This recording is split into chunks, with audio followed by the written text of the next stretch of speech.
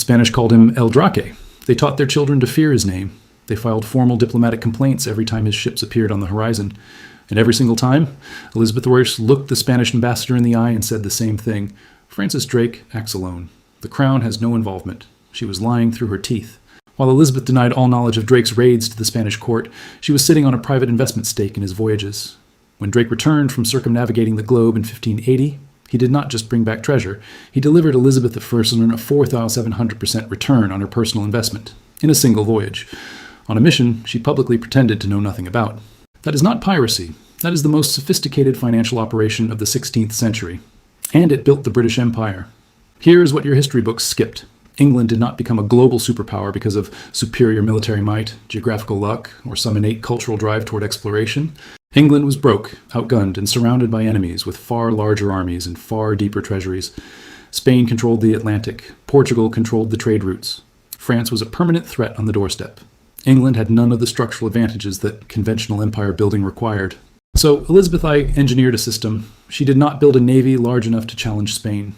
She built a legal architecture that turned private violence into state revenue, wrapped it in just enough paperwork to maintain plausible deniability, and collected her share of every raid while denying the raids ever happened. The instrument was the letter of marque. The strategy was outsourced warfare. The result was an empire funded at a fraction of what it should have cost, extracted from the wealth Spain had already stolen from the Americas, and funneled directly into English hands through a system that was technically legal, structurally brilliant, and historically unprecedented in scale. Welcome to Noob Historian. Behind every headline in your history book, there's a ledger they kept hidden. We open it. And this ledger is one of the most extraordinary financial stories in recorded history, because what Elizabeth I built between 1560 and 1603 was not a naval program.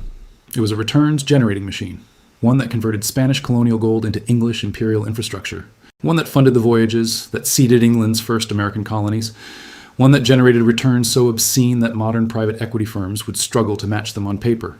The system she built still echoes in the world you live in today. Every time a government funds a proxy actor to destabilize a rival. Every time a corporation exploits the gap between two legal jurisdictions to avoid accountability. Every time a state wages economic warfare while maintaining the fiction of neutrality. That is Elizabeth's playbook, updated for the 21st century. This is where it started. And it started with a queen who understood something most monarchs never grasped.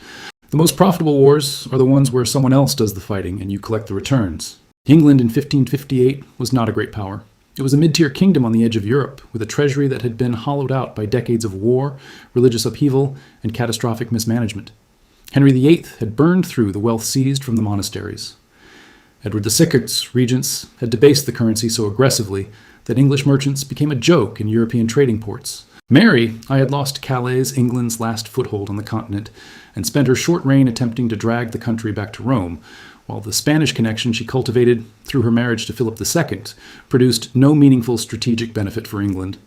Elizabeth inherited a kingdom that owed money it could not repay, commanded a navy it could not afford to maintain, and faced a Spain that controlled more of the known world than any empire since Rome. The numbers tell the story with brutal clarity. England's annual crown revenue at Elizabeth's accession sat at approximately £200,000. Spain's annual revenue from its American colonies alone dwarfed that figure many times over. The silver mines of Potosi in modern-day Bolivia were producing roughly 300 tons of silver per year by the 1560s. The Spanish treasure fleet, the floated Indias, made 2 runs per year, carrying that wealth across the Atlantic. Spain was not just richer than England. Spain operated on an entirely different financial planet. A conventional military response to Spanish dominance was economically impossible for England. Building, crewing, and maintaining a fleet large enough to challenge Spain in open water would have bankrupted the crown within years. Raising and supplying a standing army to match Spanish tercios, the most feared infantry in Europe at the time, was equally out of reach. Elizabeth needed a different mechanism. She needed a way to extract wealth from Spain's colonial infrastructure without triggering a formal war her treasury could not sustain. The letter of marque gave her the architecture she needed. The letter of marque was not a new invention. Medieval European kingdoms had used versions of it for centuries. At its core, it was a government-issued license that authorized a private ship captain to attack and seize vessels belonging to an enemy nation. The captain was legally a privateer, not a pirate. A pirate operated without authorization and attacked anyone. A privateer held a government commission and operated within a defined legal framework against a defined enemy. The distinction sounds minor. In 16th century international law, it was the difference between a naval asset and a criminal. The legal mechanics were precise. A captain who held a valid letter of marque and captured an enemy vessel, brought that vessel and its cargo before an admiralty court. The court adjudicated the prize, meaning it legally established whether the capture was valid under the terms of the commission. Once the prize was declared legitimate, the proceeds were divided. The Crown took its share. The investors took their share. The captain and crew split the remainder according to pre-agreed articles. The Admiralty Court records preserved in the HCA series at the National Archives in Kew document this process in forensic detail. These were not informal arrangements. They were structured financial transactions with legal oversight, documented asset transfers, and Crown revenue extraction at every stage. The prize court system was, in modern terms, a regulated market for captured maritime assets, with the Crown acting as both the licensing authority and a primary beneficiary. Elizabeth and her Privy Council refined the system into something far more sophisticated than its medieval predecessors. They did not simply issue licenses and wait for revenue. They structured covert investment partnerships. The Crown would contribute capital to a privateering voyage. So would members of the Privy Council. So would London merchants. So would the privateer captain himself. The voyage operated as a joint stock venture with defined profit-sharing arrangements. Elizabeth maintained public deniability by keeping her investment off official records. The financial reality was that she was a direct equity partner in state-sponsored maritime extraction. This distinction between public deniability and private participation was not incidental. It was the structural core of the entire system. Elizabeth could receive the Spanish ambassador, express outrage at English piracy, promise investigations, and even occasionally throw a sacrificial privateer to the legal wolves, all while personally profiting from the exact raids she was publicly condemning. The Spanish knew this. Their diplomatic correspondence makes clear they suspected Crown involvement in most major privateering operations. But suspicion was not proof, and without proof, the diplomatic fiction held. The legal gray zone between privateering and piracy was Elizabeth's primary strategic asset. She exploited it with the precision of a modern regulatory arbitrage specialist. The same way contemporary financial actors exploit the differences between legal jurisdictions to move money through structures that are technically lawful in one territory and would be criminal in another, Elizabeth operated in the space between international law and domestic authorization, extracting maximum value while minimizing formal accountability. The Sea Dogs, as Drake, Hawkins, Frobisher, and their contemporaries became known, were not rogue actors whom the Crown struggled to control. They were the operational layer of a financial system the Crown designed, funded, and profited from. The romance of the swashbuckling English privateer is the cover story. The reality is a royally engineered extraction mechanism targeting the wealthiest colonial system in the world, and it was about to generate returns that no one in the 16th century had ever seen before. On December 13, 1577, 5 ships slipped out of Plymouth Harbor under the command of Francis Drake. The official story, the one the English government told anyone who asked, was that Drake was headed to Alexandria for a trading voyage. That story collapsed almost immediately when Drake's fleet turned southwest toward the Atlantic rather than east toward the Mediterranean. But by then, it did not matter. The real mission was already underway. Drake's actual objective was the most audacious maritime operation England had ever attempted. He intended to sail through the Strait of Magellan, enter the Pacific Ocean, attack Spanish colonial ports and treasure ships on the coast of South America, cross the Pacific, circumnavigate the globe, and return to England with whatever he had taken. No English captain had ever sailed the Pacific. Only one ship, Magellan's Victoria, had ever completed a full circumnavigation of the globe, and that voyage had destroyed most of its fleet and killed most of its crew. The investment structure behind this voyage tells you everything about how Elizabeth's system actually operated. The voyage was financed as a joint stock venture. The investors included Elizabeth of Mars herself, Lord Treasurer Burghley, Secretary of State Walsingham, and the Earl of Leicester, and several prominent London merchants. The Crown's contribution was covert. Elizabeth's personal investment was kept off the formal accounts precisely so that she could maintain deniability if the Spanish discovered the voyage was a state-sanctioned operation rather than a private commercial expedition gone rogue. Drake set out with 5 ships. He returned on September 26, 1580, with 1. The Golden Hind was the sole survivor of the original fleet, battered by storms, navigational errors, and the relentless pressure of operating thousands of miles from any friendly port. But what the Golden Hind carried in its hold when it anchored at Plymouth was staggering. The total value of Drake's plunder from the circumnavigation has been estimated by scholars at between £500,000 and £600,000 sterling. The single largest seizure came in March 1579 when Drake intercepted the Spanish treasure ship Nuestra Señora de la Concepción, known to the Spanish as Cacafuego, off the coast of Ecuador. The Cacafuego was carrying the accumulated treasure of Peru: silver bars, silver coins, gold, jewels, and 13 chests of pieces of 8. The seizure took place over several hours. Drake's crew spent days transferring the cargo to the Golden Hind. To understand what these numbers meant, You need the context of England is economic reality in 1580. The Crown's total annual revenue was approximately £300,000 per year. Drake's haul from a single voyage was somewhere between £500,000 and £600,000. In a single expedition, Drake had brought back more wealth than England's entire national income for nearly 2 years. He had, in the words that no official document used but every financial calculation confirmed, roughly doubled the Crown's annual revenue in one voyage. Julian Corbett, the British naval historian who worked directly with the Crown's own financial accounts, calculated the return on Elizabeth's personal investment at over £47 for every single pound she invested. That is a 4,700% return. Modern private equity firms target returns of 20 to 30% annually. Venture capital funds celebrate a 10 times return on a successful investment. Elizabeth generated 47 times her investment in a single voyage, on a mission that lasted under 3 years. The distribution of the proceeds followed the legal framework of the prize system, filtered through the covert investment structure. Elizabeth received her share. The Privy Council investors received theirs. Drake and his crew were paid according to the articles they had agreed before departure. The remainder went into the Crown's treasury through channels that maintained the fiction of distance between the Queen and the raid. When Drake returned to Plymouth and the scale of his haul became clear, Elizabeth did not quietly pocket the money and let the political controversy fade. She made a deliberate, theatrical public statement. She sailed out to meet Drake at Deptford, walked aboard the Golden Hind, and knighted him on the deck of the ship that had just circumnavigated the globe.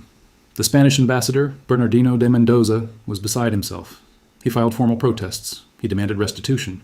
He argued that Drake was a pirate who had attacked Spanish sovereign territory and Spanish vessels on the open sea.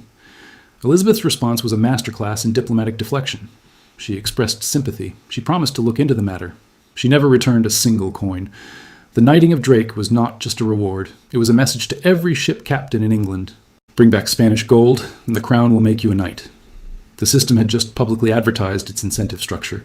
The returns on the Drake voyage were so extraordinary that they did not simply enrich the Crown, they seeded the next generation of investments. Corbett documented that Elizabeth used a portion of her returns from the circumnavigation to pay off the entire English national debt, and still had funds remaining. Some historians have also documented that a portion of Drake's returned wealth was channeled into the founding investments of the Levant Company, which itself became the institutional ancestor of the East India Company. The 4,700% return was not a lucky accident. It was the output of a deliberately engineered system, a legal framework that authorized private violence, a covert investment structure that gave the Crown equity participation, a prize court mechanism that formalized revenue extraction, and a diplomatic deniability layer that prevented the Spanish from forcing formal accountability. Every component was designed, every component worked. And Drake was not the only operator in the system. He was the most famous, he was not the most prolific. Drake's circumnavigation is the headline. The machinery that made it possible and that made it repeatable across decades and dozens of operators is the real story of how England converted piracy into imperial infrastructure. Start with the letters of marque themselves.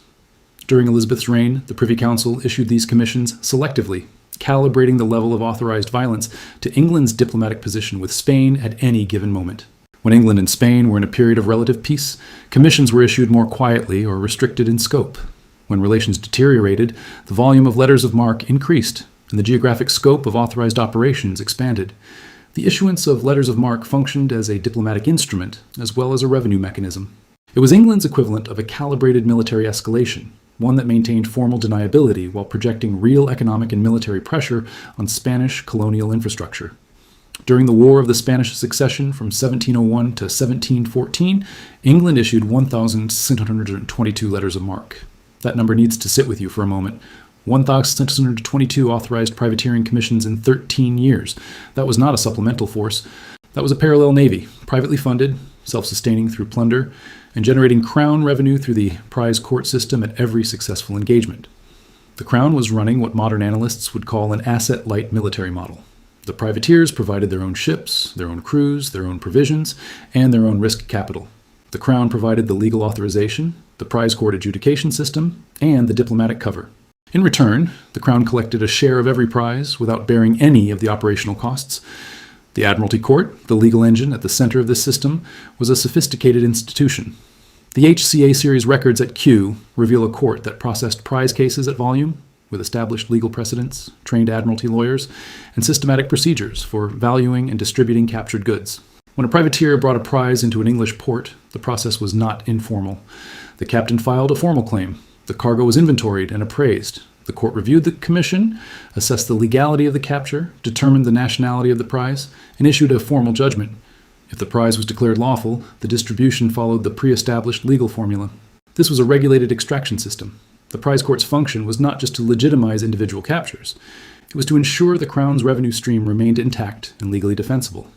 Every prize that passed through the court generated Crown revenue. Every commission that authorized a voyage generated a fee.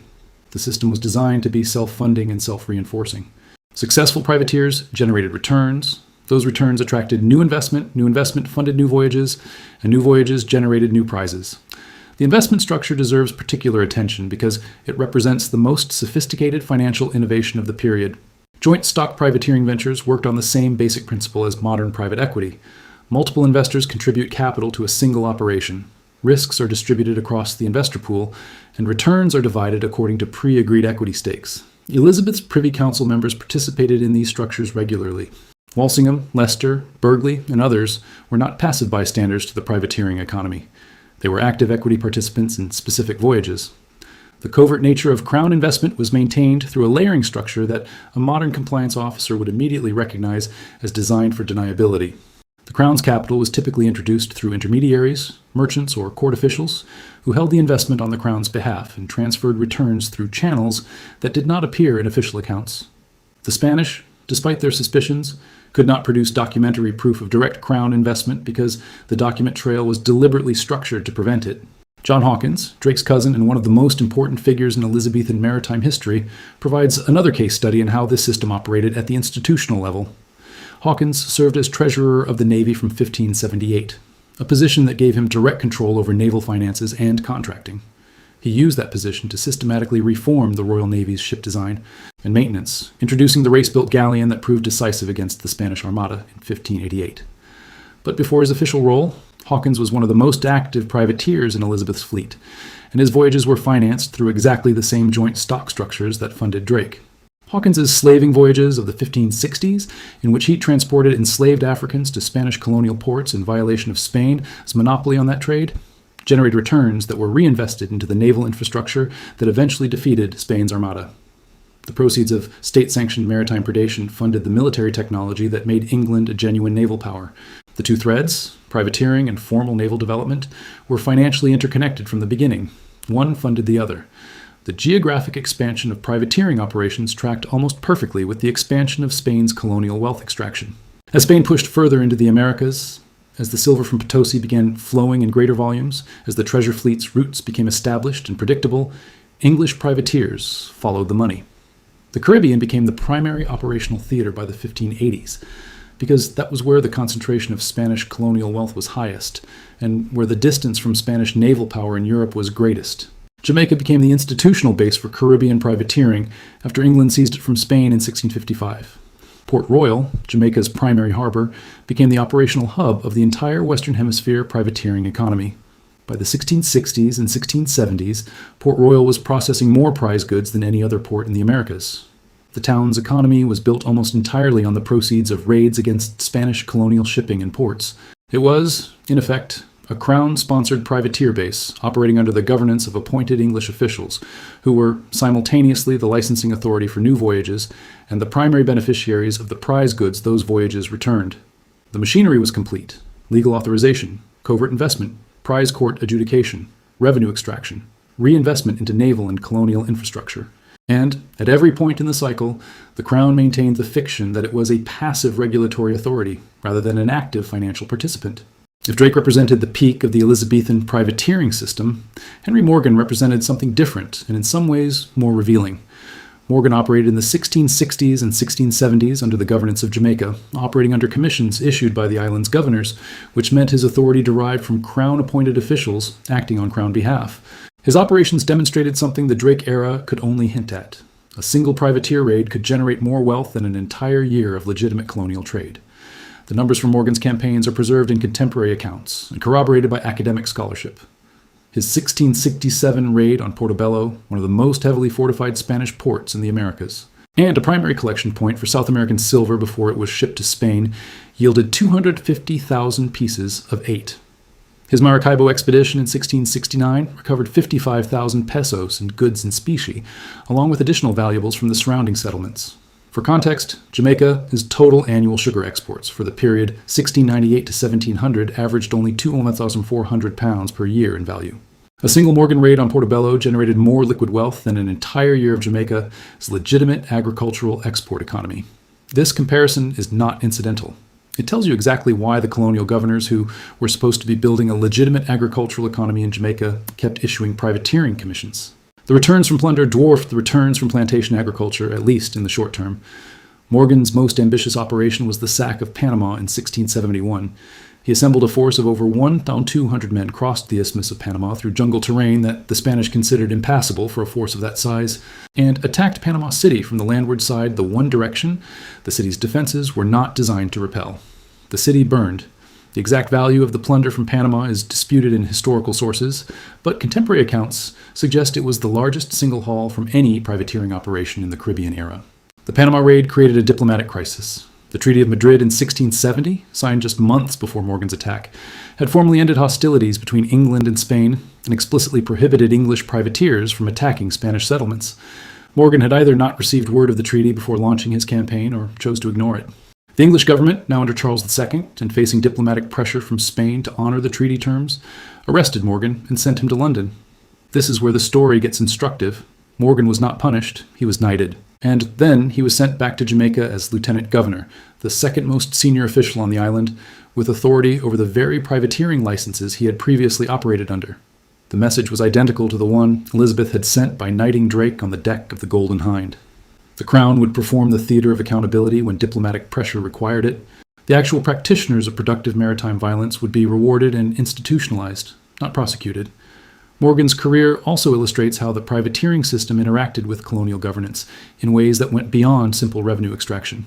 The governors of Jamaica, Tortuga, and other English Caribbean possessions used privateering commissions as instruments of colonial control and economic stimulus.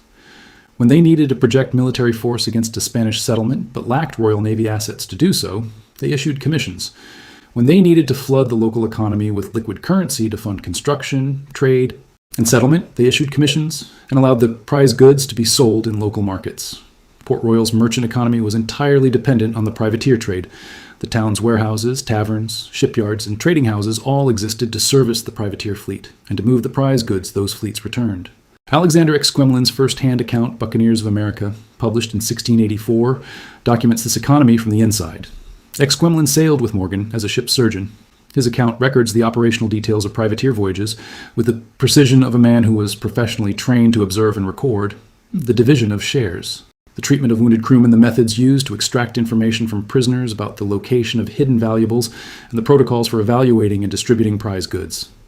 His account was used as primary evidence in Morgan's own libel lawsuit in London when Morgan sued over what he claimed were inaccurate characterizations of his methods. The fact that a privateer of Morgan's stature could bring a libel case in an English court and win tells you everything about how fully integrated into the English legal and social establishment the privateer class had become. The economics of Morgan's era also reveal the structural limits of the privateering model. The raids were extraordinarily profitable in the short term, but structurally destructive to the very colonial economy they were supposed to be building. Spanish colonial ports that had been raided repeatedly reduced their wealth concentration. They dispersed their treasure stores, increased their defenses, and adjusted their shipping patterns. The returns from any given target declined after repeated attacks. The privateer economy was, by its nature, extractive and non-renewable. It consumed the Spanish colonial wealth that had been accumulated over decades, but it did not create new wealth-generating systems to replace what it consumed. This structural tension between the short-term returns of plunder and the long-term requirements of colonial economic development would eventually force England to make a choice, and the choice it made would transform not just the privateering system, but the entire architecture of English imperial economics. Empires do not abandon profitable systems out of moral conviction. They abandon them when the system stops being profitable or when a more profitable alternative becomes available. The British privateer system did not end because England developed a conscience about state-sponsored maritime violence. It ended because England became powerful enough to extract wealth through formal institutional channels rather than through plunder, and because the privateer class itself had become a threat to the very trade routes that the new imperial economy depended on. The transition happened in stages, each one marked by a treaty or a legal shift that progressively narrowed the operational space for privateers. The Treaty of Madrid in 1670 was the first significant constraint. By formalizing peace with Spain and prohibiting attacks on Spanish settlements, it effectively closed the Caribbean privateer economy's primary target.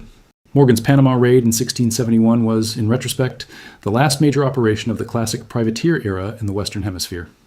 After Madrid, the governors who had previously issued commissions freely began facing formal accountability for violations of the treaty's terms. The Treaty of Utrecht in 1713 represents the more complete transition. Utrecht ended the War of the Spanish Succession and reshaped European colonial economics. For England, the most significant provision was the asiento, the exclusive right to supply enslaved Africans to Spanish-American colonies. This was not a minor trade concession. The asiento gave England a monopoly position inside the Spanish colonial economy, the same economy that English privateers had spent 150 years attacking from the outside. Instead of raiding Spanish colonial ports, England now had illegal treaty-sanctioned access to those ports as a licensed commercial supplier. The structural logic of this transition is important. England no longer needed to extract Spanish colonial wealth through violence because it had negotiated formal access to that wealth through commerce. The asiento, combined with the commercial provisions of Utrecht, transformed England from the primary predator of the Spanish colonial system into one of its primary commercial partners. The extraction continued. The method changed. The privateer class did not accept this transition gracefully. The golden age of piracy, roughly 1690 to 1730, was in large part a consequence of the systematic demobilization of the privateer fleet. England had issued 1,622 letters of marque during the War of the Spanish Succession alone. When Utrecht ended that war, those commissions expired. Thousands of experienced maritime raiders were suddenly unemployed, in possession of ships and weapons and operational knowledge, with no legitimate income and no transition support. Many of them continued doing what they had been licensed to do, raiding ships, but now without authorization. Former privateers became the pirates of the Golden Age. The English government's response was the Piracy Act of 1717 and the subsequent suppression campaigns that resulted in the capture and execution of figures like Blackbeard, Bartholomew Roberts, and Calico Jack. The Crown that had spent 150 years licensing maritime violence now deployed the Royal Navy to suppress it. The same government that had issued letters of marque to create the privateer army was now hanging the veterans of that army. This is not hypocrisy. It is the logical outcome of the system's own success. England had used private maritime violence to accumulate enough wealth and naval power to build and sustain a formal Royal Navy. Once the Royal Navy was strong enough to protect England's trade routes and project power globally without privateer support, the privateer class shifted from asset to liability. They were now attacking the trade routes that England's formal commercial empire depended on. They had to be eliminated. The Royal Africa Company, the South Sea Company, and eventually the East India Company represented the new extractive architecture. These were formal corporate institutions with crown charters, not informal investment partnerships structured around violent plunder. But they carried the DNA of the privateer system in their basic operating logic. Crown authorization, private capital, structured profit sharing, and the extraction of wealth from territories that England did not fully control through political or military dominance. The East India Company, which would eventually govern a substantial portion of the Indian subcontinent with its own private army, was the privateer system's most complete institutional descendant. It combined the joint stock investment structure of Elizabethan privateering ventures with the formal legal charter of a crown-authorized corporation and the covert military capability of the old privateer fleet. It maintained plausible deniability for the crown when its operations generated diplomatic controversies, just as Elizabeth had maintained deniability for Drake's raids. And it extracted wealth at a scale that made even Drake's circumnavigation look modest. The transition from privateer empire to corporate empire was not a moral improvement. It was a scaling operation. The tools changed. The underlying logic, crown authorization, private capital, extraction of foreign wealth, structured returns, did not.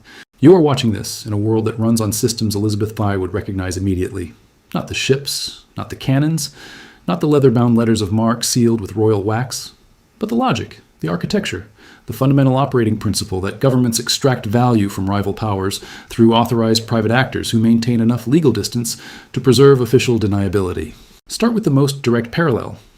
The concept of plausible deniability in state-sponsored operations is not a Cold War invention. It is a Tudor invention, formalized in the operational protocols of the Elizabethan privateer system. Elizabeth denied knowledge of Drake's raids to the Spanish ambassador while personally collecting a 700% return on her investment in those raids. Contemporary governments deny involvement in cyber operations, economic destabilization campaigns, and proxy military conflicts, while funding the actors who conduct them through channels designed to prevent documentary proof of direct state participation. The architecture is identical. The tools are different. Regulatory arbitrage, the exploitation of legal gaps between jurisdictions to conduct operations that would be illegal in any single jurisdiction, is the modern equivalent of the gray zone between privateering and piracy. Elizabeth's privateers were technically legal under English law when operating under a valid commission, technically illegal under Spanish law as foreign attackers, and existing in a gray zone under the emerging framework of international maritime law. Contemporary financial actors exploit identical structural gaps. Transactions that are legal in one offshore jurisdiction, compliant with one regulatory framework, and structured specifically to avoid the oversight that would apply if the same transaction were conducted on shore. The gray zone is still the most profitable real estate in the world. The demobilization crisis that created the golden age of piracy has a modern equivalent in the systematic privatization of military functions and the subsequent difficulty of reintegrating private military contractors into civilian economies when conflicts end. The former privateers who became Blackbeard and Bartholomew Roberts were, in structural terms, unemployed defense contractors with assets and skills and no legitimate market for their capabilities. The policy failures that produced them, rapid demobilization without transition infrastructure, are failures that modern governments have reproduced in Iraq, in Afghanistan, and across multiple post-conflict environments, where former combatants, often trained and armed by Western governments, have transitioned to non-state violence when the official contracts ended. The Asiento transition at Utrecht, in which England moved from extracting Spanish colonial wealth through violence to extracting it through formally authorized commerce, has a 21st century parallel in China's Belt and Road Initiative. China is currently engaged in a systematic transition from a manufacturing and export economy to a globally integrated investment and infrastructure economy. It is building formal institutional relationships with resource-rich territories across Africa, Southeast Asia, and South America. Those relationships give China formal commercial access to the resource wealth of those territories, the same strategic position England achieved through the Asiento. Whether China will follow England's complete trajectory, from external predator to internal commercial partner to dominant institutional power, is one of the defining geopolitical questions of this century. The prize court system, the legal mechanism that formalized English revenue extraction from privateer captures, has a modern institutional descendant in international arbitration systems and bilateral investment treaty frameworks. These frameworks allow corporations to bring claims against sovereign governments when those governments take regulatory actions that reduce the value of corporate investments. Like the prize court, these systems exist at the intersection of private financial interest and state-sanctioned legal authority. Like the prize court, they are designed to extract value through legal process rather than physical force. And, like the prize court, their practical effect is to concentrate economic power in the hands of actors with the legal sophistication and financial resources to use them effectively. The 4,700% return that Elizabeth Warrant generated from Drake as circumnavigation was not just an extraordinary financial outcome. It was proof of concept for an entire model of imperial economics. The model proved that a state without the resources to project conventional military power could still extract extraordinary wealth from rival powers by combining legal authorization, private capital, covert investment structures, and plausible deniability into a single operational system. That model did not die when the last letter of marque was issued. It evolved, it institutionalized, it put on a suit and moved into a glass tower in London and New York and Shanghai, and called itself finance, private equity, sovereign wealth management, and strategic investment. But the underlying logic, identify where the wealth is concentrated, build the legal and financial architecture to access it, structure the returns to flow toward the state and its preferred private partners, and maintain enough institutional distance to preserve deniability when the method attracts attention, that logic is as operational today as it was when Elizabeth Thorfer watched Drake's battered ships sail into Plymouth Harbor carrying the equivalent of twice England's annual national income in its hold. The British Empire was not built on free trade. It was not built on superior civilization or providential destiny or the inherent advantages of island geography. It was built on the most sophisticated financial engineering of the 16th century, operated through a legal architecture that converted private violence into state revenue and maintained through a diplomatic deniability layer that kept the mechanism running for over a century before England became powerful enough to replace it with something that looked more legitimate but worked on the same fundamental principles. Every empire since has used a version of the same playbook. The names change, the instruments change, the logic does not. And if you want to understand the world your money moves through, the institutions that govern your economy, and the mechanisms by which wealth concentrates in the hands of states and the private actors they authorize, you need to understand where the playbook was written. It was written in the Admiralty courts of Tudor England. It was signed by a queen who told the Spanish ambassador one thing and told Francis Drake another. And it generated a 4,700% return before most of Europe knew what a joint stock company was. That is where your world started, and Noob Historian will keep following the money until we find where it ends.